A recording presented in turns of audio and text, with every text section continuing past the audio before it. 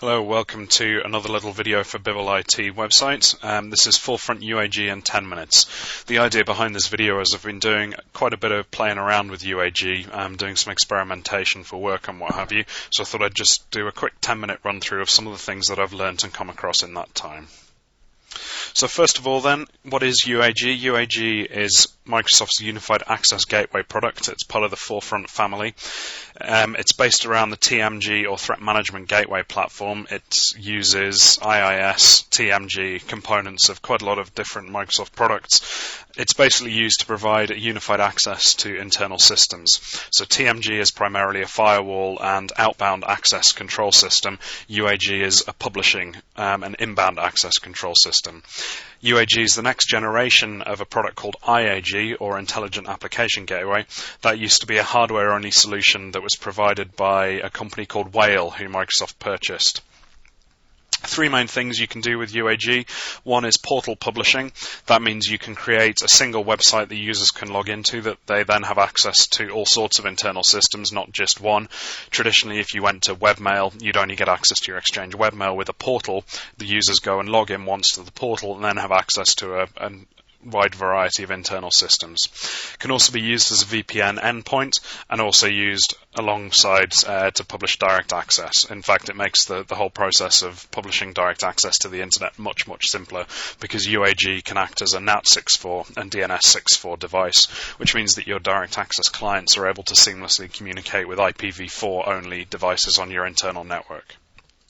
So the things we're actually going to run through, we're going to have a quick look through the UAG install process, have a quick look inside TMG that's installed underneath UAG, have a look at some of the IIS sites that are created when you create a public portal inside UAG. We're going to step through the process of creating a portal and publishing an application. So before we actually get started with our installation, let's have a quick look at some possible UAG topologies. There's several places you might want to put UAG on your network. It depends what you're going to be doing with it. If it's just going to be used for publishing internet services, you might well want to put your UAG server here, and then you'd be able to point the incoming traffic through your external firewall, through your ISA server or whatever your backend firewall, to your UAG server, which can then sort out those requests and allow access to the internal network. Another place you might want to put UAG is bridging your DMZ network and your intranet. So you'd give it a connection in your DMZ and a connection in your intranet. That way you would just have to publish the traffic, incoming traffic, through your whatever your internet-facing firewall is, across the DMZ to your UAG server to then control to your intranet. If you're wanting to do direct access, you need to be able to give your UAG server two internet IP addresses, and they can't be NATed. That would generally mean you'd have to have some sort of a public DMZ. So if we draw one on here, you'd put your UAG box on the edge of that, you'd give it a link back across into your intranet, and then you'd have two IPs in your public DMZ. Now you might think that that's not necessarily a very safe configuration. Well, in actual fact, if you've got control of this firewall here, you're able to specify what protocols are allowed through to these two internet IP addresses. And because this server here is actually running on the running TMG firewall underneath, it's reasonably safe thing to do. Just make sure you carry out a full risk assessment, but I don't think there's anything too major there that you should worry about. Okay, so without further ado, let's hop on to our UAG server to be here. This is just a vanilla Windows 2008 R2 server. If we go and have a look inside Server Manager, it's literally just been installed. There's no roles or features in here. So as you can see here, we've got 0 of the 17 possible roles installed and none of the possible 42 features installed. If I close this down and run my computer, we should have the UAG CD in the drive here. Going to open that and we're going to run setup. This brings up the UAG splash screen, lets us go off, talk to Windows Update, make sure the server's completely up to date, links to various TechNet guides, information about how to install the product, but we're just going to go straight ahead and run the installation wizard here. Now this VM's actually got 4 gigs of memory. In fact, it's ever so slightly less than that, which is why I'm seeing this message appearing here, warning me that ideally UAG needs to have 4 gigs of memory. Don't do what I did the first time I installed UAG, which is install it on a machine with 2 gigs of memory and assume that everything was going to be fine. What actually happened was setup crashed halfway through. I had to reformat and rebuild the machine because it was left in an unusable state. So just bear in mind that it really does mean it when it says it wants 4 gig of memory. In my case, I'm only just ever so slightly under 4 gig of memory, about 30 meg or so. So I'm just going to say fine, we'll continue on with the setup. Just step through the wizard here.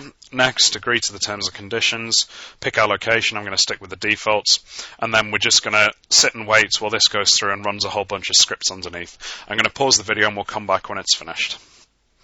Okay, so that's run through and finished. Took a little while there, but that's mainly because this virtual machine host isn't very powerful. So we're just going to restart and we'll come back when it's logged in.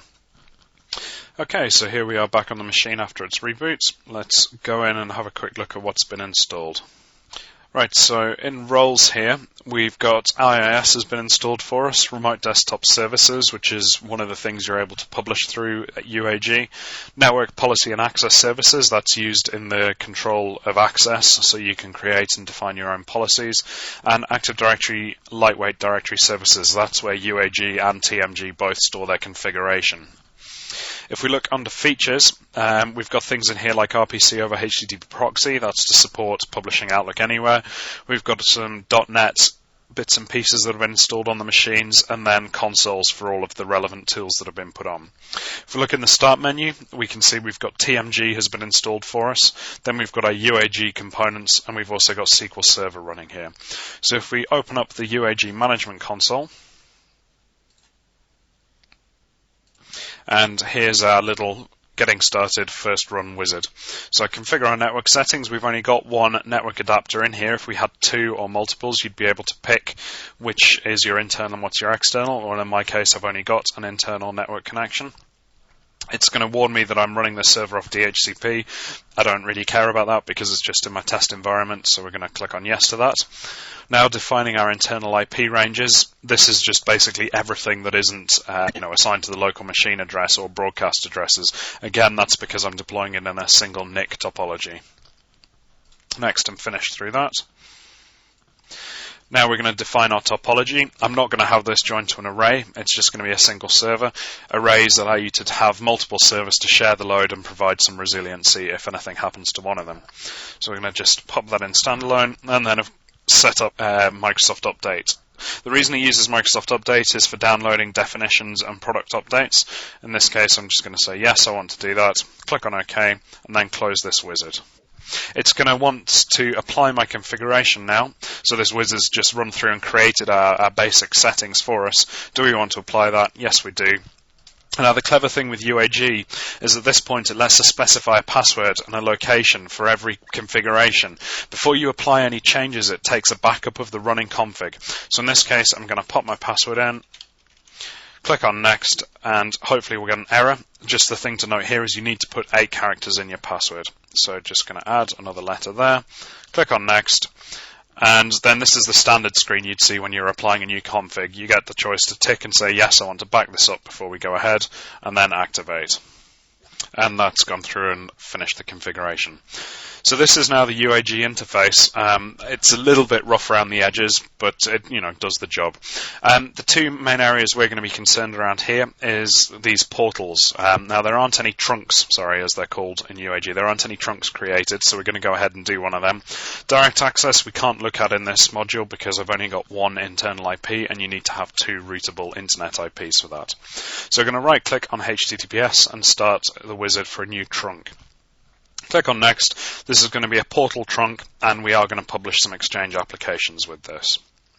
What's our trunk name? We're just going to call it portal, and our public name is going to be portal.bibble-it.com.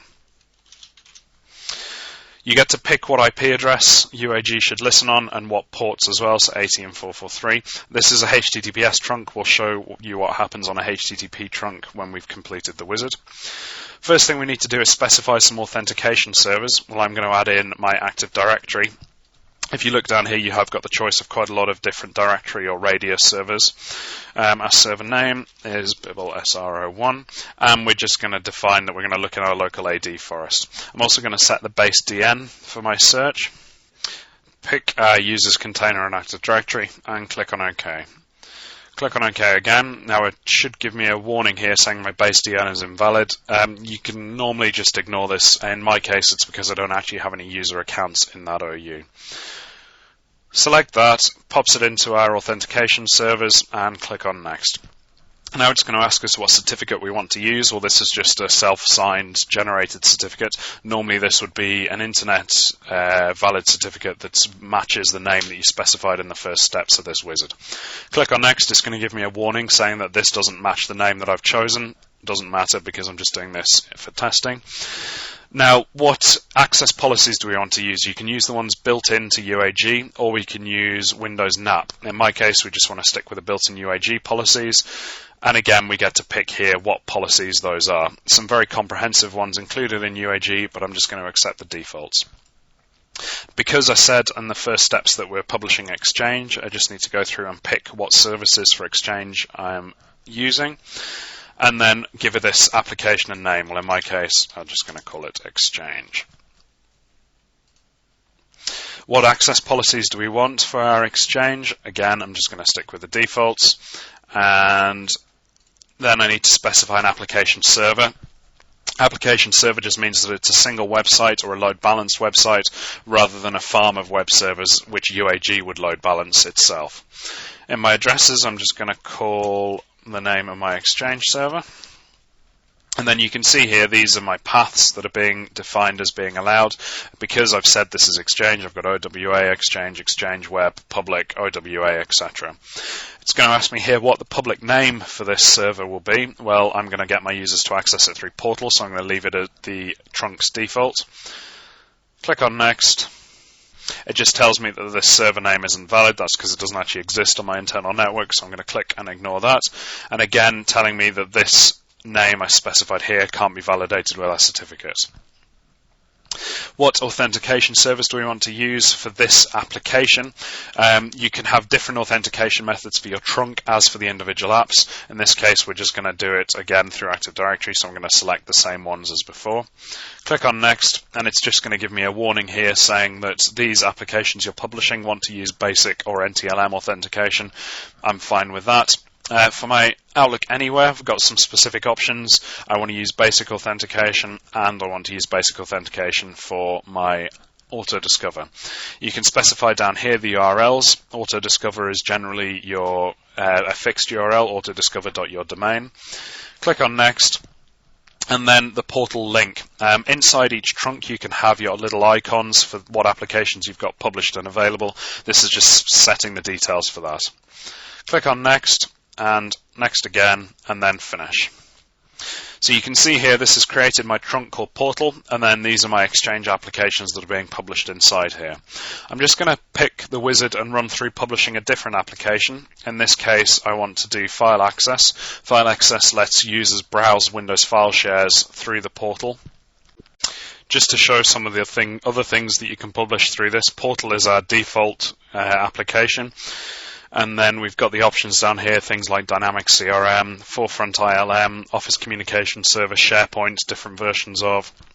And then we've got a section for generic applications, so things like local drive mapping, generic HTTP proxy application, client applications, etc. Citrix Zen app as well, we can publish through this. Remote app as well, which is the Server 2008 remote desktop type technology. But we're just going to go and publish File Access. Just pick File Access, Next, authorize all users, and we're done. And we get in here this other File Access application.